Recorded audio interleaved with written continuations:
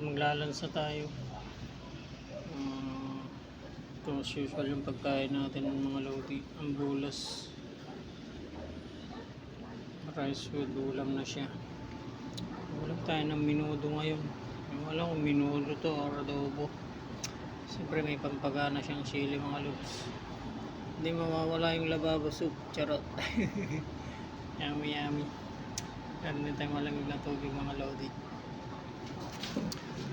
Hugas muna tayo ng kamay para masarap kumain. Para malinis.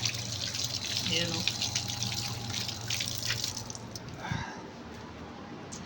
It's ano ngayon mga lods. Tuesday drive.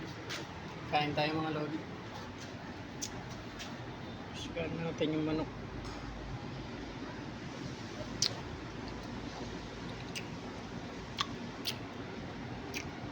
Super! Ay, meron niyang lababo soup. Yan natin yung lababo soup nila mga lodi.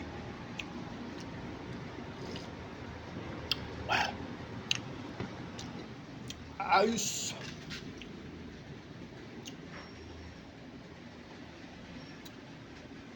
Thank you for watching. Until next time, maraming salamat. God bless.